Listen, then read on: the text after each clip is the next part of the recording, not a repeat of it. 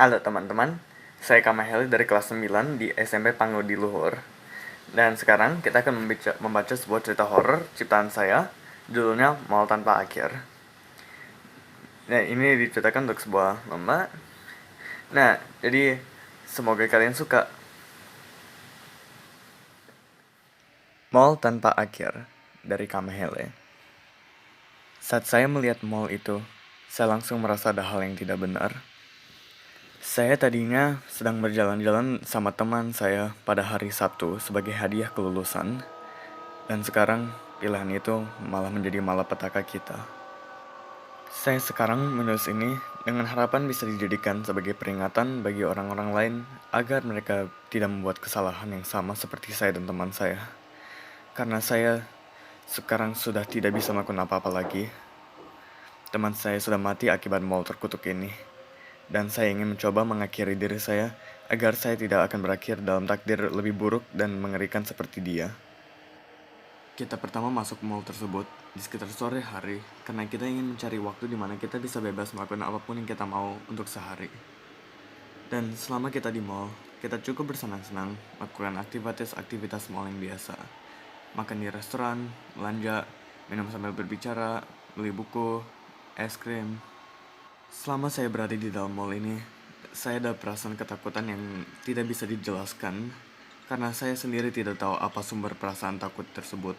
Perasaan takutnya terus mengganggu saya selama saya di mall ini, dan saya terus mencoba cari tahu apa penyebabnya.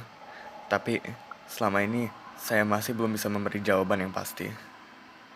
Saat matahari sudah terbenam, kita membeli tiket untuk nonton film yang baru mulai di jam larut malam dan yang durasinya cukup panjang. Seandainya kita tidak memilih untuk berada di mall ini lama-lama lagi, agar kita tidak masuk situasi ini.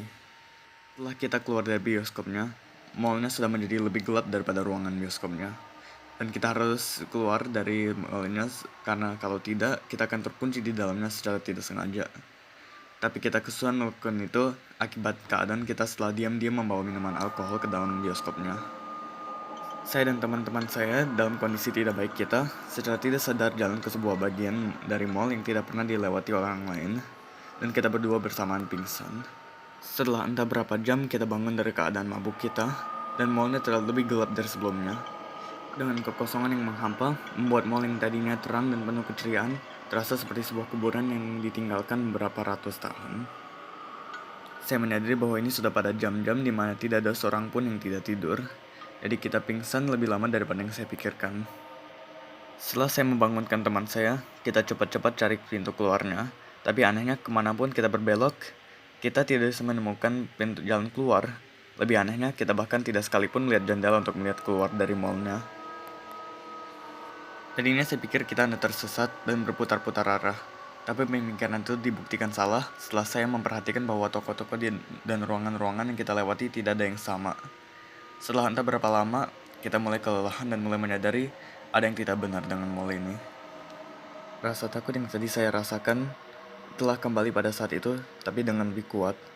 Sekarang karena mall itu kosong, saya merasa bahwa ada sesuatu yang buruk di luar pemikiran atau pengertian saya yang mengelilingi tempat ini yang saya tidak bisa jelaskan.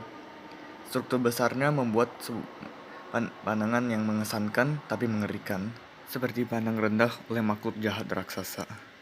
Rasanya seperti mallnya memastikan bahwa saya dan teman saya tidak keluar darinya. Dalam keadaan itu, saya mulai merasa panik dan khawatir jika kita akan berhasil keluar dari bangunan terkutuk itu. Teman saya menyarankan kita tetap di situ dan menunggu sampai mallnya terbuka lagi. Karena tidak ada pilihan lain, kita memilih untuk melakukan itu. Tidak lama kemudian, saya mendengar suara yang tidak seharusnya muncul di mall yang kosong. Suaranya dalam suasana sunyi terdengar bagai ledakan bagi telinga saya, dan mendengarkannya mengisi diri saya dengan rasa panik yang tidak pernah saya rasakan dalam hidup saya. Bahaya yang saya tadi rasakan saat masuk mall ini dengan teman saya sekarang merasa lebih kuat, dan sekarang teman saya merasakan hal yang sama. Suaranya terdengar seperti dibuat oleh manusia, tapi dalam waktu yang sama, suaranya terlalu aneh dan besar untuk berasal dari manusia. Dan lebih buruknya, kita tidak bisa menentukan asal suaranya dari mana. Jadi kita terpaksa bersembunyi pada posisi kita dan menatap mall gelap raksasa ini dan berharap apapun yang membuat suara itu bukan sesuatu yang buruk. Keheningan yang mengikuti benar-benar menyengat telinga saya yang habis mendengar suara yang keras dan menduga akan mendengarkannya lagi, dan membuat keheningannya terdengar berisik. Setelah beberapa menit, suaranya muncul lagi, dan lagi, dan lagi, dan lagi. Semakin lama semakin keras, membentur bagai besi keras terhadap ubinnya. Dan meskipun kita tidak bisa menentukan titik asal suaranya, kami tahu bahwa suaranya semakin dekat ke posisi kita. Dari polanya terdengar bahwa suaranya bagai sesuatu yang berjalan. Dan saya dengan ketakutan yang luar biasa hanya bisa diam dan menatap koridor dan aula mall yang gelap gulita selagi suara berjalan misteriusnya semakin dekat. Suara itu lalu berada di suatu tempat di depan kita dan terdengarnya menuju ke arah kita. Teman saya yang pikirannya sudah tergila-gila dengan perasaan panik sudah tidak bisa diam dan tetap di tempatnya, lalu keluar dari tempat persembunyian kita dan berusaha kabur secepat mungkin dari apapun yang membuat suara mengerikan itu. Suaranya lalu terdengar menuju ke arah teman saya, dan saya bisa mendengarkan jeritanya yang membuat darah saya terasa dingin, dan jeritanya berhenti dan menghilang secepat lampu yang dimatikan.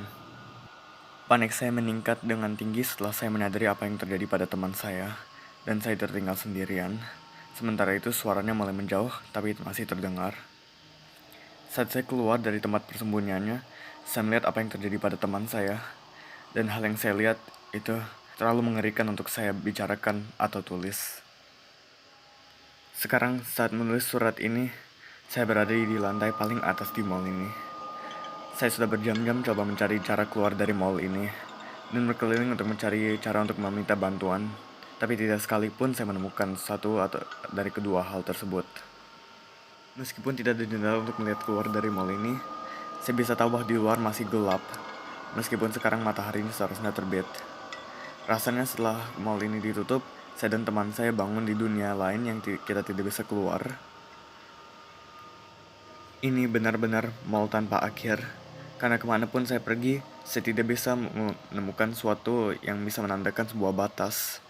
Dan saya tahu apapun yang membunuh teman saya akan menemukan saya, sebab saya terkunci di dalamnya bersamanya.